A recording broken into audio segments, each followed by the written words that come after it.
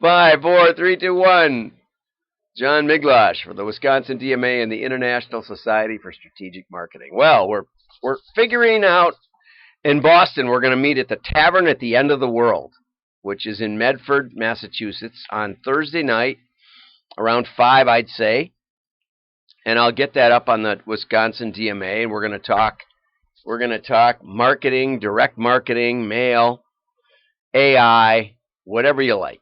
And Clark's coming from LSC, and so maybe he'll buy beer. I told him he should. Hopefully we'll get some other mailers. But I have a client that mails millions with LSC, so that may be enough, right? Anyway, I hope to see you there Thursday, the 17th, I think it is, at the Tavern at the End of the World, around 5. Okay? It'll be a good time, I know that. And so let's dig into the news, right? And let me see the... Oh, mercy, I'm such a professional. Let's go over here. Okay, so Trump twitches. I thought you'd like that clickbait headline. Trump has joined Twitch. Now, of course, I've been on Twitch for a year, and I tell people, they say, oh, what do you stream on? I say, oh, YouTube, Periscope, Twitch. What's Twitch? Well, Twitch is now Amazon Twitch, so it's not just, it's not just something you've never heard of before, but it's apparently owned by Amazon, and along with everything that they can get their hands on. And, it's okay. When I started a year plus ago, kids told me, oh, that's just for gaming. But Amazon ran a big promotion that says it's not just for gaming. But the problem is you can't edit the length, and you can grab them. Anyway, it's interesting. I'll keep doing it because it's painless for me. But it also gets the videos get removed after 10 days or something. They just go away. So it's not much of an archive, and it's not much of a, here's where you can start like I do with Periscope. So anyway, but Bernie Sanders is also on there. So if you want to have some fun, check out Twitch. That's what I got to say for that. Okay, Facebook is getting some serious blows on their cryptocurrency. The G7, who I didn't know took stands on this stuff, but apparently they have, said that they shouldn't be allowed to go ahead with their cryptocurrency until they can prove that they have a safe platform. I don't know how they're going to do that. Anyway, although really the hacks and stuff on Facebook have been minimal, and it really wasn't any hacks. It was that Facebook participants played a game that said, we're gonna access your friends and family and location and everything else we can find about you. And people said okay for Farmville or Candy Crunch or whatever the heck it was. I didn't. And so, everybody blames Facebook, but at the time that was within the policies of the apps, and people said okay for it. They wanted to play the game. But this warning came just after payment giant MasterCard and Visa pulled out the Libra project, which is the developmental project around Facebook's cryptocurrency. So, they're having trouble. Okay, this one I thought was an interesting article, mostly because I didn't know it. And that's not that unusual. I don't know a lot of things, of course. I'm adjusting my head there. I don't know a lot of things, but what I didn't know was that radio was perhaps the best way to reach Hispanics. Now, it doesn't talk about cost per thousand or anything. So, I don't know whether that's better or worse. But it did say that if you want to reach basically all Hispanics, and if you don't, you should. I was doing work with Reynolds Wrap a long time ago, and they said, you might be surprised, but that's our best market was Hispanic families, because they make a lot of food, they have big families, they want to wrap up the leftovers. All made sense to me, and so that was their number one demographic.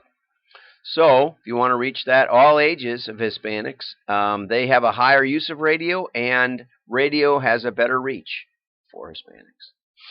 Okay, here was an interesting one. This was a story off Brand United. I talked about Brand United on Friday. It seemed to get chopped off on YouTube. On Periscope, it seems to be there, so I didn't recast that same story today. But I did want to talk about this. Invoca is a B2B mailer, B2B company, and they've been trying a lot of stuff, but they had what they called digital fatigue. Okay? And, just people aren't, the first time I published an article on LinkedIn, I got thousands of views. It was about AI, but I've published, another half a dozen on AI probably as articles, and I get, maybe not even 100 views on the articles once I put them up. And so I do this. It's a little simpler for me to do. It keeps me up to date. But it just because I get 500 views on LinkedIn doesn't mean people actually see the videos that I'm producing. So, I would say it's a little bit of digital fatigue. So I had an offer, or I still do, for that. Let's zoom out for a second here. I had an offer for that AI ROI 90 days guaranteed. Still good.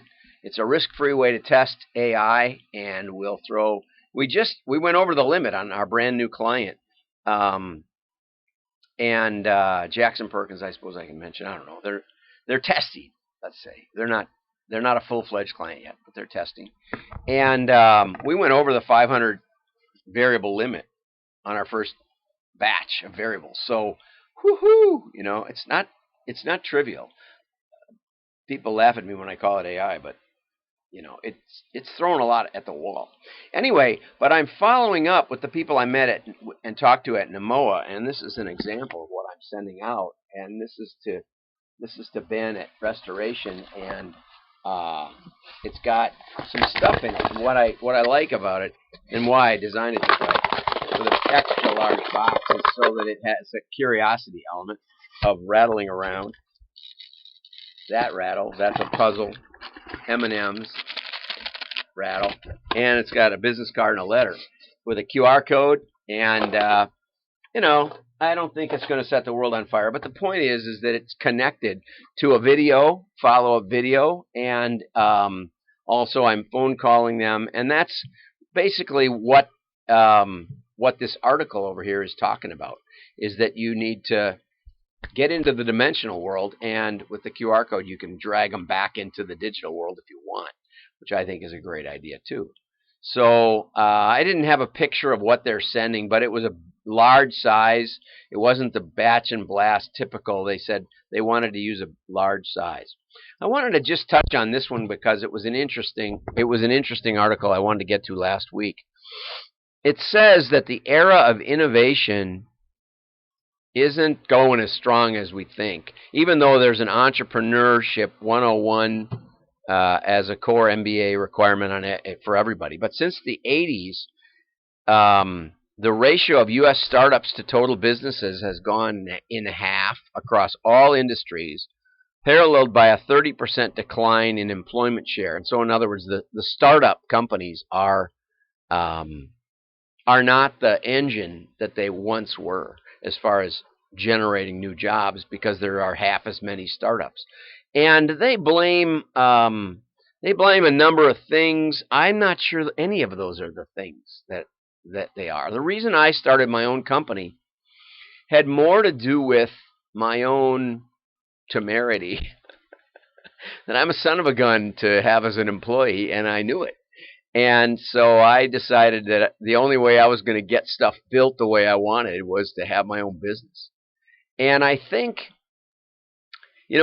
part of it is that there was just, I was born in 1955, which is, the real baby boom, the big baby boom was right after World War II, from 1946 probably through, I don't know, 56 or 57 or 50 or 60 or somewhere in there. But I was, I knew that there were a lot of people ahead of me in a little better spot um, that were doing that, had gotten in on the need for hiring. And by the time I got out, the country was in a recession, big one.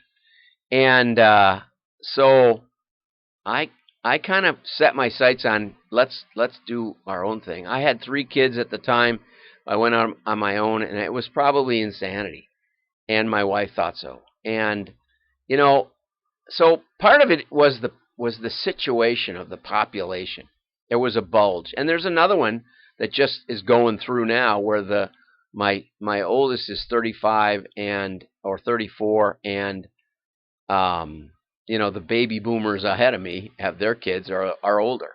So I think that it's probably going to increase again as my kids get to an age where they've got some. I didn't do it right out of college. I did it after about 10 years of working, and so that's about where we're at now. And so I really believe that innovation is going to increase again.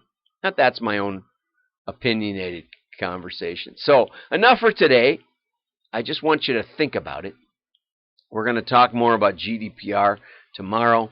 There's some really radical stuff happening in there. So have a great day. Like and share. Your friends will think you're smart.